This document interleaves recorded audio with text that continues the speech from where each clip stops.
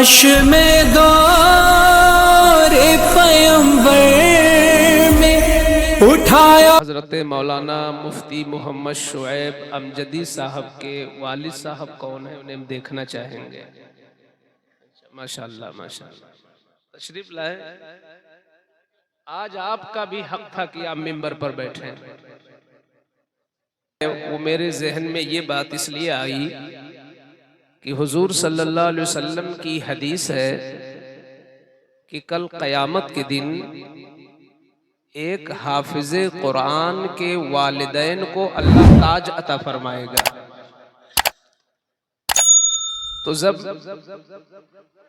क़यामत में अल्लाह ताला एक हाफिज के माँ बाप को नूर का ताज पहनाएगा, तो क्या एक आलिम को अगर दुनिया में फूल पहनाया जाए तो उसका वालिद भी हकदार है कि उसे भी फूल पहनाया जाए। इनका हिस्सा है। हम लोग टेंशन में, गम में रोते हैं, मगर कभी कभी खुशी के भी आंसू आते हैं, और उस आंसू की बड़ी कीमत होती है जो खुशियों के आंसू होते हैं। आज की महफिल हमें कुछ सोचने पे मजबूर कर रही है। ये माहौल हमें कुछ सोचने की दावत दे रहा है कि हम कुछ सोचें। आज क्या सोचें कि जिहालत से बुरी चीज कोई नहीं और इल्म से अच्छी चीज कोई नहीं। मैंने पढ़ करके ये जुमला, ये खुद का मेरा बनाया हुआ, मैंने जहां तक समझा है कि दुनिया के अंदर हमने बहुत गौर किया, मनसब देखे, शोहरतें देखी, हुस्न देखा, ताल्लुकात देखे, दौलत देखी, सब कुछ, मगर सबसे बेहतर मैंने जिसे पाया वो है इल्म। क्योंकि इल्म के बाद जहां इल्म आता है हर चीज वहां नीचे नजर आती है, इल्म वहां ऊंचा नजर आता है। तो इल्म से बेहतर दुनिया में मैंने कुछ न देखा।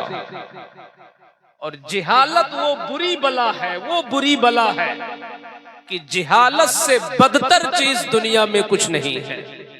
इसीलिए कहते हैं कि नादान और जाहिल दोस्त से अक्लमंद और पढ़ा लिखा दुश्मन बेहतर होगा। क्योंकि जो अक्लमंद होगा, पढ़ा लिखा होगा, वो दुश्मनी भी करेगा तो एक हद तक करेगा, और ये जो जाहिल, नादान और अहमक दोस्त होता है वो दोस्ती में नुकसान कर देता है।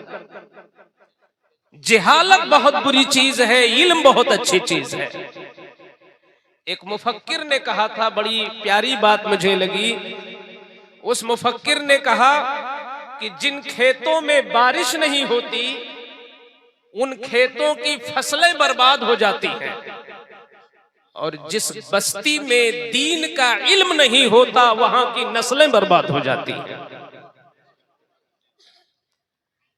तो उसका रिजल्ट मैंने ये निकाला कि जिस बस्ती में इल्म न हो तो नस्लें बर्बाद होती हैं, तो उसका ठीक मतलब यह है कि जिस बस्ती में इल्म आ जाए वहां की नस्लें सुधर जाती हैं। आपने देखा होगा, मैं मुंह की बात नहीं करता, खुद आप अपने दिल से बोले, अगर आपका ज़मीर कहता हो, आपके गांव में, अब ये दो मुफ्तियाने कराम तो मैं जानता हूं, और भी होंगे, हो सकता है हुफ्फाज हो, उलमा हो, और होंगे, दो एक पढ़ रहे होंगे या पढ़ चुके होंगे। बहरहाल ये दो मुफ्तियाने कराम ये बासनद आलिम हो चुके हैं। इनको उलमाए अहले सुन्नत, वो भी मोतबर इदारे से, जिन इदारों का शुमार है, ऐसे इदारों से इन्हें डिग्री नसीब हो चुकी है।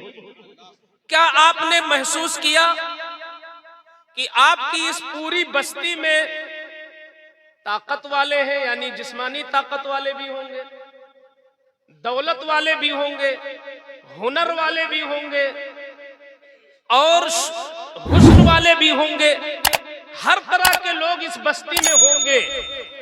लेकिन इन दो लोगों से इस बस्ती का जो नफा अब तक हुआ, मैं नहीं समझता कि कोई दो आदमी आप लाके इनके मुकाबिल खड़ा कर दे कि जिनकी जात से इस बस्ती का उतना भला हुआ हो जितना भला इन दो हस्तियों से हो।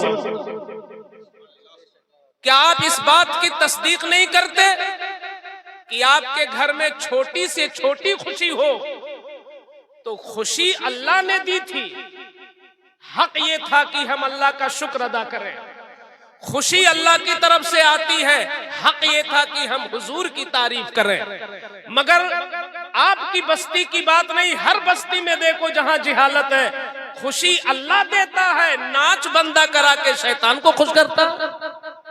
ये उल्टा है कि नहीं है? अल्लाह ने औलाद दिया, औलाद बहुत बड़ी नेमत है, मगर वाह रे जिहालत कितनी बुरी बला है कि औलाद मिलने पर शुक्र मनाते, नबी की नात की महफिलें सजाते, दुरूद की तकरीब होती, आका का जिक्र होता, लोग नफलें पढ़ते, कुरान की तिलावत होती, गरीबों को खिला करके अल्लाह को खुश किया जाता, मगर ये सब कुछ न होकर जिहालत होती है तो खुशी अल्लाह देता है मगर हम नाच करा के शैतान को खुश करते हैं। मगर कितने उलमा हैं अल्हम्दुलिल्लाह, आज भी अहले सुन्नत में 50 उलमा हैं जिनके गांव और इलाके में जहां 50 साल से हर खुशी के मौके पर नाच और गाने की महफिलें होती थी, मगर ये इल्म की बरकत है कि जब आलिम गांव में आया तो नाच का माहौल खत्म करके मुस्तफा की नात का माहौल शुरू कर दिया। बेशक बात।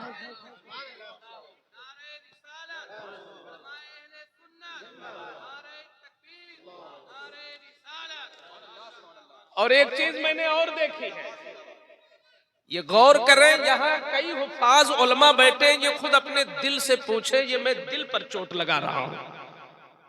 गांव का आदमी तरक्की कर गया मसलन प्लाटिंग में, या कोई बहुत अच्छा डॉक्टर बन गया, या किसी के जूस की दुकान चलने लगी, तो वो ये सोचता है कि इस गांव में मेरे बराबर दूसरा ना हो। ऐसा होता है कि नहीं? कौन गांव का आदमी चाहता है कि बंबई में मेरी दुकान बहुत अच्छी चल रही है, काश मेरी बस्ती का कोई आ जाए मुझसे बेहतर दुकान चला ले? ये शायद कोई ना सोचता होगा। अरे चलने लगती है तो आदमी कहीं ना कहीं से काट करके और फेल कर देता है। ये ख्वाहिश कहां जन्म लेती है कि मुझसे अच्छा कोई आगे निकल जाए? दुनिया इसी को कहते हैं दुनिया। जब आदमी दुनिया में तरक्की करता है तो वो सोचता है मेरे बराबर कोई आने न पाए। मैं प्रधान हो गया, मेरी नस्ल में प्रधानी चले, कोई जीतने न पाए।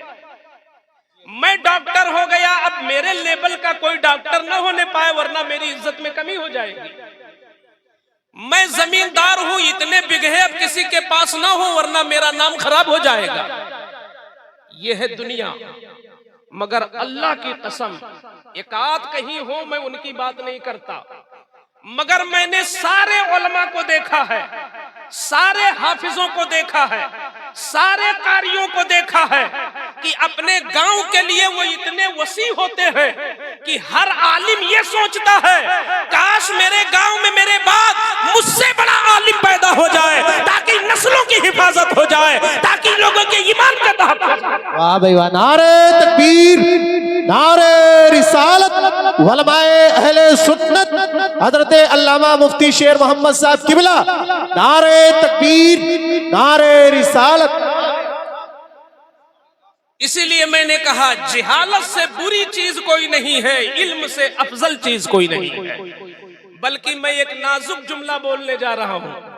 मुफ्ती फैयाजुद्दीन साहब चूंकि काबिल मुफ्ती हैं माशाअल्लाह, और मैं दुआ करता हूं मौलाना शोएब साहब, मुफ्ती शोएब साहब भी ताजा ताजा फारिग हुए, इनका हर आने वाला दिन इल्मी एतबार से और अफजल होता चला जाए। मैं ये जुमला बोलने जा रहा हूं कि अल्लाह के खजाने में, अल्लाह के खजाने में, अल्लाह तो सारे खजानों का मालिक है, उसी ने तख्लीक फरमाई, मगर खुदा के खजाने में भी इल्म सबसे अफजल मुझे नजर आता है। इल्म खुदा के खजाने में, उसके खजाने में हर चीज है, दौलत, हुस्न, हर चीज उसके खजाने में मौजूद है। मगर इल्म सबसे बेहतर नेमत कैसे, मैंने वहां से समझा कि जब अल्लाह ताला ने ये फैसला ले लिया कि दुनिया में मैं अपना नायब बनाऊंगा तो आदम को अपना नायब बनाऊंगा, अल्लाह ने फैसला लिया। तो फरिश्तों से पूछ लिया, फरिश्तों तुम मेरी इबादत करते रहते हो, तुम मेरे बड़े मुकर्रब हो, तुम नूरी हो, नूर से बने हो, तुम मासूम हो, ऐ फरिश्तों बताओ तुम्हारी राय क्या है? मैं इंसान है आदम, मैं इंसान को अपना नायब बनाने जा रहा हूं। तो फरिश्तों को जितनी अकल थी उसी हिसाब से सोचा, और उनका सोचना उनके हिसाब से दुरुस्त था। उन्होंने ये सोचा कि आदम तो नबी हैं, मगर इनकी जो नस्ल होगी तो हर बच्चा तो नबी होगा नहीं। इनकी जो नस्ल होगी उसी नस्ल में जालिम भी पैदा होंगे, उसी नस्ल में झूठे भी पैदा होंगे, उसी नस्ल में सूद खाने वाले और सूद खिलाने वाले पैदा होंगे, रिश्वत देने वाले, रिश्वत लेने वाले, हसद करने वाले, जुल्म करने वाले, तकब्बुर करने वाले, हर किस्म के लोग पैदा होंगे। ये फरिश्तों ने सोचा। और एक तरफ फरिश्तों ने अपने पे गौर किया कि हम तो न मर्द हैं न औरत, अल्लाह हमें बनाता है तो हमें गुनाह से बिल्कुल मासूम रखता है। हमारे अंदर नफ्स नहीं है, हम झूठ नहीं बोलेंगे। हमारे अंदर नफ्स नहीं है, हम खयानत नहीं करेंगे। खयानत करेगा तो इंसान, क्योंकि इसके अंदर नफ्स मौजूद है। तो फरिश्तों ने अर्ज किया, मौला तू पाक है तो तेरा नायब भी वही बने जो गुनाह न करे।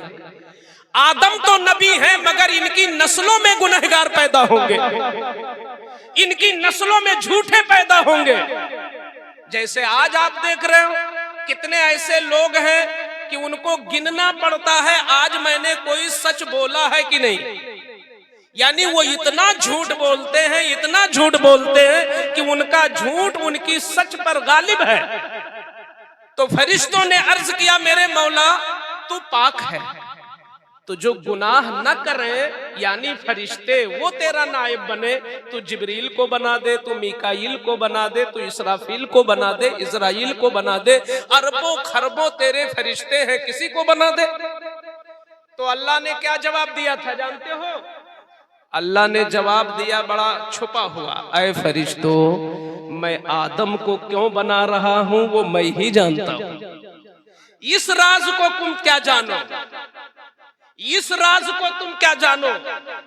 तो मैं अहले इल्म के लुत्फ के लिए एक तौजीह ये कर दूं कि गोया अल्लाह ने ये फरमाया, ऐ फरिश्तों तुम्हारी निगाह फिरऔन की तरफ गई है, तुम्हारी निगाह नमरूदो शद्दाद की तरफ गई है, तुम्हारी निगाह यजीद जैसे जालिम की तरफ गई है।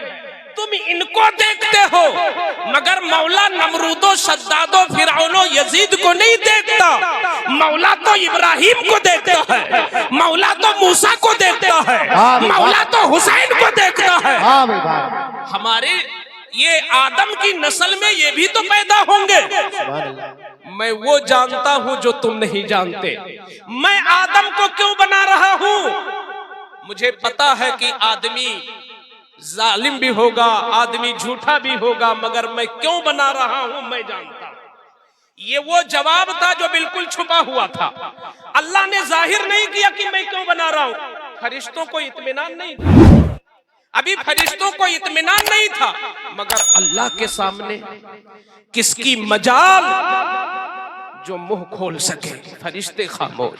अल्लाह ने कहा मैं आदम को क्यों बना रहा हूं अपना नायब मैं जानता हूं। फिर जानते हो अल्लाह ने क्या किया? उसके खजाने में बहुत कुछ था, उसके खजाने में बहुत कुछ था। उस खजाने से कोई भी नेमत आदम को दे देता और फरिश्तों से कहता कि आदम के पास ये नेमत है इसलिए मैं इनको खलीफा बना रहा हूं। लेकिन उसने क्या किया? अल्लाह करीम ने हजरत आदम को दुनिया के अंदर जितनी चीजें होनी थी कयामत तक, जैसे ये शामियाना है, ये स्टेज है, ये माइक है, ये लाइट है, ये जितनी चीजें, इन तमाम चीजों का नाम अल्लाह ने आदम को सिखा दिया। यानी क्या मतलब? इल्म दे दिया।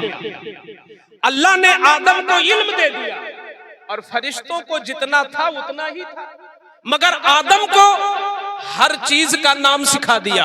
और उलमा फरमाते हैं सिर्फ नाम ही नहीं सिखाया, बल्कि हर चीज की हकीकत बता दी कि इस चीज का नफा क्या होगा।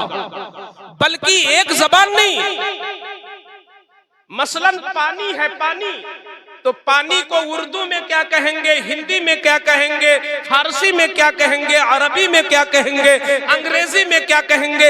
इस तरह एक एक चीज का नाम क्या कर रहे हो भैया, हर चीज का। मसलन पानी जानते हो ना, आप लोग भी शरीक हो जाओ, इधर देखो। हिंदी में पानी को क्या कहते हैं? हिंदी में, अरे हिंदी तो पढ़ाई जाती है, जल। हिंदी में क्या कहते हैं? जल। अंग्रेजी में, माशाल्लाह, अंग्रेजी में वाटर। फारसी में नहीं जानते ना, आब। क्या है? याद कर लो, आब। अरबी में माँ। ये जब छोटे छोटे बच्चे ना माँ माँ मांगते हैं, वो अरबी बोलते हैं जो पैदा होते हैं। तो एक पानी है, पानी, इसको हर जबान में अलग अलग नाम, हर जबान में अलग अलग नाम। इस तरीके से अल्लाह ने एक आलू को किस जबान में क्या नाम होगा, आदम को सब कुछ सिखा दिया। जब आदम का इतना इल्म हो गया तो अब अल्लाह ने अपनी कुदरत से उन चीजों को इकट्ठा भी कर दिया वहीं पर। फरिश्ते भी उन चीजों को देख रहे हैं, आदम भी उन चीजों को देख रहे हैं। अल्लाह ने फरिश्तों से कहा, ऐ फरिश्तों, जरा इन चीजों का नाम बताओ, इन चीजों का नाम बताओ। फरिश्तों को मालूम हो तभी तो नाम बताए। जब फरिश्ते न बता सके तो आदम से हुक्म हुआ, आदम तुम बताओ, आदम तुम बताओ। फरिश्ते सुन रहे हैं, आदम बोलना शुरू कर दिए।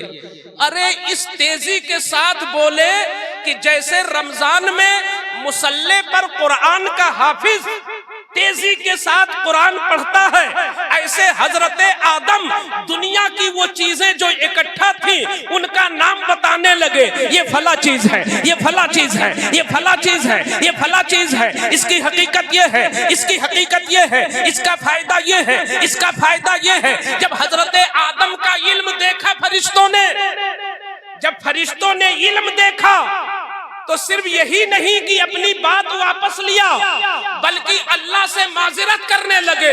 सुबहानका, ऐ अल्लाह तेरी पाकी हो, हमें तो उतना ही पता जितना तूने दिया। आदम के पास इल्म ज्यादा है, इसलिए सारे फरिश्ते इस बात को तस्लीम करते हैं और मानते हैं कि ऐ मौला तेरा नायब फरिश्ता नहीं आदम बनेंगे, क्योंकि आदम के पास इल्म ज्यादा है और फरिश्तों के पास इल्म कम है। जो इल्म वाला होगा वो तेरा नायब। वाह भाई वाह, नारे तकबीर, नारे रिसालत। आज अगर कोई मुल्क के हाकिम का नायब बन जाए, अरे कोई नाज़िम आला का नायब बन जाए, तो उसका तो मिजाज अर्श पे चला जाता है कि हम भैया उनके नायब हैं। कोई प्रधान के नीचे हो कि प्रधान उससे मशवरा लेता है, तो उसका भी मिजाज अर्श पे चला जाता है कि मैं प्रधान का नायब हूं। जरा सोचो, ऐ बस्ती के लोगों, मेरी बात पर तवज्जो दो। अल्लाह का नायब बनना कोई मामूली चीज है? अल्लाह का नायब आदम अलैहिस्सलाम इल्म की बुनियाद पर अल्लाह के नायब हो गए। उलमा फरमाते हैं जब इल्म में इतनी ताकत है कि एक इंसान इल्म की वजह से अल्लाह का नायब हो सकता है, तो अब दुनिया की कोई पोस्ट और दुनिया का कोई मनसब नहीं जो इल्म की बुनियाद पर न मिल सके। तुम चाहो तो इल्म की बुनियाद पर बादशाह भी हो सकते हो, मुल्क के हाकिम भी हो सकते हो। इल्म तुम्हें सुरैया सितारे से भी ऊंचे ले जा सकता है। इल्म होगा तो बुलंद होगे, इल्म नहीं होगा तो गहराई में चले जाओ। इल्म की बुनियाद हुजूर ने अपने हर अमल से, हुजूर ने अपने हर अमल से इल्म को आगे किया। एक बार मदीना शरीफ में मस्जिद नबवी से बाहर हुजूर तशरीफ ले गए। सहाबे कराम मस्जिद नबवी के अंदर बैठे थे, दो हिस्सों में बट गए। सहाबा की एक जमात एक कोने में थी और सहाबा की दूसरी जमात दूसरे कोने में थी। तवज्जो से सुनना इसे, मैं उलमा से भी तवज्जो की भीख मांगता हूं कि आपके सपोर्ट से मैं दीन इनके सीनों में डालना चाहता हूं। हम आप इसके मुबल्लिग हैं और हमारी ये मनसबी जिम्मेदारी कि अल्लाह ने जो दिया है हम कौम के अंदर डालें। जब तक हम कौम को इल्मी एतबार से मजबूत नहीं करेंगे, ना हमारा मुल्क मजबूत होगा और ना हमारी तहजीब कभी मजबूत होगी। इल्म की बुनियाद पर हम हर जगह बुलंद हो सकते हैं। आओ जरा देखो हुजूर का करिश्मा।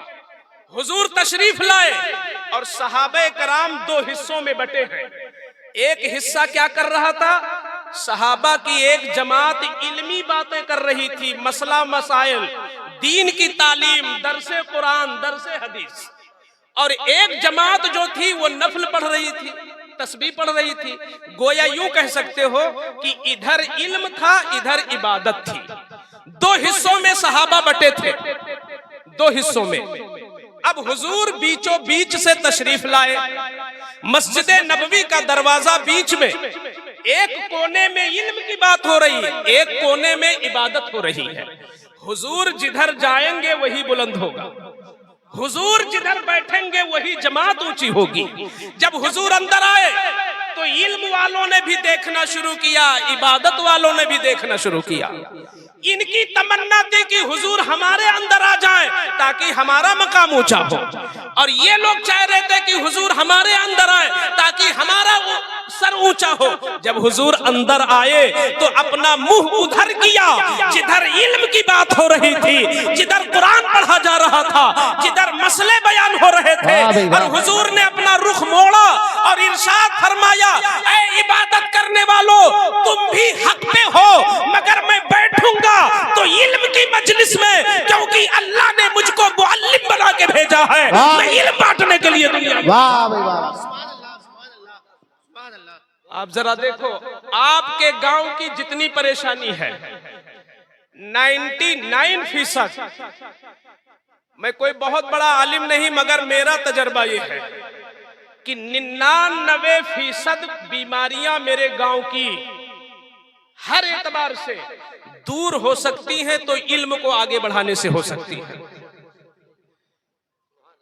आप दुनिया के नक्शे पे जरा देखो, वही कौम हर जगह आगे होती है जो इल्म में स्ट्रांग होती है। अमेरिका में यहूदी ज्यादा है क्या? यहूदी कम है। अरे दुनिया ही में यहूदी बहुत कम है। अमेरिका में 3 से 4% यहूदी हैं सिर्फ। लेकिन आप पता लगाओ कि वहां की जितनी बड़ी बड़ी जगह है और जितने बड़े बड़े ओहदे हैं वो सब कंट्रोल है यहूदियों का। किस बुनियाद पे? आप कहोगे वो फित्तीन है इसलिए, ये आपकी भूल है। आप कहोगे वो साजिश की बुनियाद पर चले गए, नहीं, अकीदा अपनी जगह है। यहूदी इल्म में मेहनत करता है, इसलिए मुट्ठी भर होकर के वो बहुतों पर हुकूमत करने की पोजीशन में है, सिर्फ अपने इल्म की बुनियाद पर। जिस कौम ने भी इल्म में मेहनत किया है, मैंने देखा है वो कौम ऊंचे चली गई है। और मेरे आका ने फरमाया भी है, अल मुमिनुल कविय्यु खैरुम मिनल मुमिनिज ज़ईफ। एक ताकतवर जो इंसान होता है वो कमजोर मोमिन से अफजल होता है। लोग इस हदीस को पढ़ते हैं, न जाने कौन सा माना लेते हैं। शायद वो ये माना लेते हैं कि जिस मोमिन के बदन में ताकत ज्यादा हो वो उस मोमिन से अफजल है जिसके बदन में ताकत कम हो। लेकिन इसका इतना ही माना नहीं है। ताकतवर मोमिन कमजोर मोमिन से अफजल है। तो ताकत सिर्फ बदन की ताकत नहीं होती है, इल्म की ताकत भी। तो गोया जिस मोमिन के अंदर इल्म हो वो उस मोमिन से अफजल है जिस मोमिन में इल्म ना हो। जिस मोमिन का अखलाक अच्छा हो वो मोमिन उससे अफजल है जिसका अखलाक पस्त हो। जिस मोमिन के अंदर अदब हो वो मोमिन उस मोमिन से अफजल है जो अदब में कमजोर हो। और अल्लाह की इज्जत की कसम, इल्म एक ऐसी चीज है, इल्म और खासकर इल्म दीन, कि जब इल्म आता है तो उसके सदक़े में अखलाक भी बुलंद हो जाता है। जहां इल्म आता है तहजीब भी अच्छी हो जाती है। आपने देखा होगा एक गांव के लोगों, मैं भी गांव का हूं मगर मैं जानता हूं, मेरा तजर्बा है, जिस महल्ले में इल्म बढ़ता जाएगा झगड़े खत्म होते जाएंगे। जिस सोसाइटी में इल्म में लोग आगे चले जाएंगे झगड़ा कम होता चला जाएगा। मैंने खुद अपनी जिंदगी में अपने घराने में देखा कि आज से 25 साल पहले जब अभी हम पढ़ रहे थे तो उस वक्त हर चीज का इलाज क्या था? झगड़ा। किसी ने कुछ कहा वो मारने के लिए चल दो। बेटी अपनी ब्याही है मगर दामाद अगरचे जायज बात कहा हो मगर पहले मार लो तब पूछो। क्योंकि हम भी पठान वाले गांव के, हम भी पठान हैं। हमारा पूरा गांव लगभग 80-90% लोग पठान हैं वहां पे।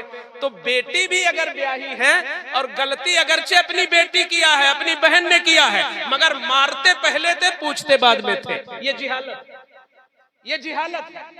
लेकिन जब हम पढ़ के निकले और मेरी वजह से कुछ लोग पढ़े तो अब पहले बैठ करके तहकीक की जाती है कि मामला क्या है। तो इल्म की वजह से झगड़े खत्म होते हैं और जिहालत की वजह से झगड़े बढ़ते चले जाते हैं। आप अगर चाहते हो कि आपकी नस्लों से झगड़े खत्म हो जाए, अखलाक बुलंद हो जाए, तो इल्म में अपने बच्चों को आगे करो। आप नहीं जानते हो, ये जो लोग, आप लोग जो बैठे हैं ना, मैं किसी पे तनकीद नहीं करता मगर मैं ये जानता हूं कि किसी भी इल्म में आप माहिर होते तो आपके बैठने का ये अंदाज भी नहीं होता और आपके घर में जितना पैसा है उससे कम होता तो लिबास इससे अच्छा होता। जब इल्म आता है तो इंसान सफाई में भी आगे हो जाता है। इल्म आता है तो उसका अखलाक भी बुलंद होता है। इल्म आता है तो झगड़े खत्म होते हैं। इल्म आता है तो तहजीब बढ़ जाती है। इल्म आता है तो सखावत बढ़ जाती है। इल्म आता है तो इज्जत बढ़ जाती है। हमें और आपको इल्म को आगे करना है। इल्म कैसे आगे होगा? खास करके दीन का इल्म। दीन का इल्म तो इतना जरूरी है कि हुजूर ने इसको अपनी उम्मत में हर आदमी और औरत पर भी फर्ज कर दिया। हुजूर ने फरमाया चाहे मेरा कलमा पढ़ने वाला मर्द हो और चाहे मेरा कलमा पढ़ने वाली कोई औरत हो, दोनों पर इतना इल्म सीखना फर्ज है जिससे वो अपना ईमान बचा सके। कम से कम ये तो जाने कि हलाल क्या है, हराम क्या है। इतना तो जाने कि अल्लाह क्या है, रसूल क्या है, आखिरत क्या है। अपने ईमान की बुनियादी चीजों को जानना ये फर्ज है हर इंसान पर। कोई और इल्म नहीं है जिसको हुजूर ने फर्ज कहा हो। और ये इल्म इतना जरूरी हुआ कि आका ने यहां तक फरमाया उतलुबुल इल्म मिनल महद इलल लहद। माँ की गोद में आने से लेकर के कब्र में लिटाए जाने तक इल्म हासिल करो। जिस दिन तुम माँ की गोद में आ जाओ वहां से इल्म शुरू कर दो। अगर ये कोई नेता बोला होता तो अब तक नीचे न जाने कितने उस पे एतराज आ जाते कि नेता कितना बदअकल है, कहता है कि माँ की गोद से इल्म हासिल करो। अरे माँ की गोद में बच्चा कैसे इल्म हासिल करेगा? अभी तो ना बोलता है, ना अभी कुछ समझता है, ना अभी कुछ जानता है, तो माँ की गोद से इल्म कैसे हासिल करेगा? लेकिन ये हुजूर ने फरमाया कि माँ की गोद से इल्म हासिल करो। अगर मेरी बात माँ बहनें सुन रही हैं तो वो जरा इस पर गौर करें। हुजूर ने क्या फरमाया कि माँ की गोद से इल्म शुरू कर दो। पता ये चला कि हम समझ पाए या ना समझ पाए, एक बच्चा माँ की गोद में है तो इल्म सीखना शुरू कर दिया है। एक बच्चा जो माँ की गोद में रह के अभी दूध पीता है, वो बच्चा सीख रहा है। तुम समझो या ना बच्चों, वो समझो वो बच्चा सीख रहा है। क्या सीख रहा है? अगर तुम्हारे घर में झगड़े होते हैं तो माँ की गोद में जो बच्चा अभी दूध पी रहा है, उस झगड़े का असर उस बच्चे पे पड़ रहा है। अगर बीवी ने शौहर का कहना नहीं माना, अगर बीवी अपने शौहर को तुकार के बोलती है या अपने शौहर के खिलाफ कदम उठाती है, उसका कहना नहीं मानती है, तो कुदरती तौर पर जो बच्चा उसकी गोद में है, जो अभी दूध पी रहा है, अगर माँ अपने शौहर की बात ठुकराती है तो उसका इल्म उसके बच्चे को होता है और वो बच्चा आगे चल के नाफरमान होता है। तो हुजूर ने बड़ी प्यारी बात कह दी है, कहा कि माँ की गोद से सीखना शुरू कर दो। तो यहां से माँ को चौकन्ना हो जाना चाहिए और बाप को भी चौकन्ना हो जाना चाहिए कि जो बच्चा 6 महीने का है और जो बच्चा 8 महीने का है या जो बच्चा 1.5 साल का है, इसके सामने भी गंदी हरकत ना करो, क्योंकि ये सीख रहा है। सीख रहा है कि नहीं सीख रहा? अरे जब गौसे आजम ने पेट में रह के 17 पारा याद कर लिया, तो क्या अल्लाह की कुदरत में ये नहीं है कि जो बच्चा बोलता नहीं है वो तुम्हारी तहजीब को सीख रहा है? अगर तुम 1.5 साल के बच्चे के सामने गाना सुनते हो, तुम 1.5 साल के बच्चे के सामने गाली देते हो, बच्चा बोलता अगरचे नहीं है मगर सीखता है।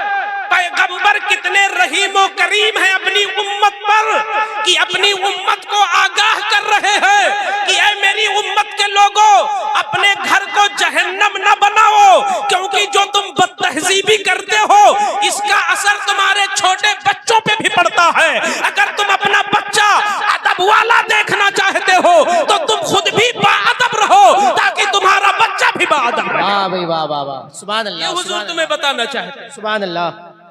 अभी मौलाना अरशद साहब ने एक पहलू पे तकरीर किया था, तो मैं सोचता हूँ थोड़ा थोड़ा इधर भी मोड़े रहूं ताकि दोनों रुख पे भी तो बात रहे।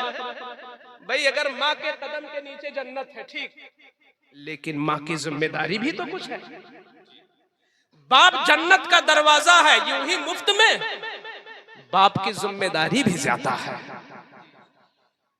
मदरसे में प्रिंसिपल कोई होता है तो सिर्फ इसलिए नहीं प्रिंसिपल होता कि ऊपर नाम लिख दिया जाए बस।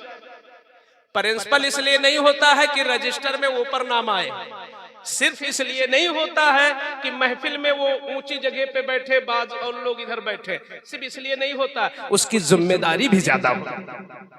जो किसी ओहदे पे होता है उसकी जिम्मेदारी बढ़ जाती है।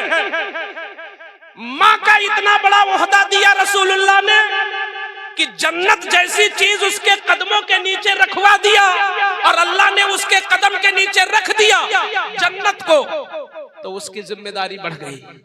जिम्मेदारी ये बढ़ गई कि जिस औलाद की जन्नत तेरे तलवे के नीचे है, जब वो औलाद तेरे पेट में भी रहे तो तू किसी को गाली मत दे।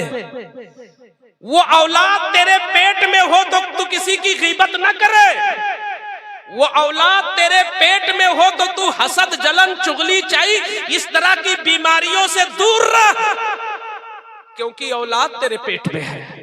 और जब तेरी गोद में आ जाए, जब तेरी गोद में आ जाए, तो मौलाना फिरोज के मदरसे में तो 5 साल के बाद जाएगा, तेरी गोद में पहले ही दिन आ गया है। तेरी गोद पहला मदरसा है। ये किसी नेता की बोली नहीं है, ये उस पैगंबर की बोली है जो वही बोलते हैं जो खुदा कहता है। बेशक बेशक। और क्या बोल रहे कि माँ की गोद ये पहला मदरसा है। तो माँ की गोद में बच्चा क्या सीखता है? मैंने अपनी आंखों से देखा देहातों में अपने पहले कि माँ बच्चे को गोद में लिए है और भर भर गालियां दे रही है, ऐसी गंदी गंदी गालियां कि शैतान भी शर्मा के चला जाए। जब वही बच्चा बड़ा होता है, अल्लाह न करे किसी की औलाद ऐसी हो जाए, वही बच्चा जब अपनी गाली देता है तो अम्मा घबरा करके कहती है ये देखो क्या कर रहा है, मैंने इसको दूध पिलाया, मैंने इसको पेट में रखा, मैंने इसके लिए जायदाद बनाया। अरे मौलाना साहब जरा करम करो, कुछ तो करो, मेरा बेटा बजाय इज्जत करने के मुझे गाली देता है। मैंने कहा मेरी माँ तू कितनी भोली मालूम होती है, काश तूने पढ़ा होता, काश तूने इल्म सीखा होता और रसूलुल्लाह की बात को तूने माना होता। रसूलुल्लाह ने फरमा दिया था कि तेरी गोद मदरसा है तेरे बच्चे का, तूने अपने मदरसे में जो सिखाया था आज तेरा बच्चा वही कर रहा है। अगर तू अपने उस जमाने में कुरान पढ़ती होती, नेकियां करती होती, दुरूद पढ़ती होती, अच्छी बोली बोलती रहती तो उसके तुफैल आज तेरा बच्चा तेरे कदमों को चूमता हुआ नजर आता। बेशक नारे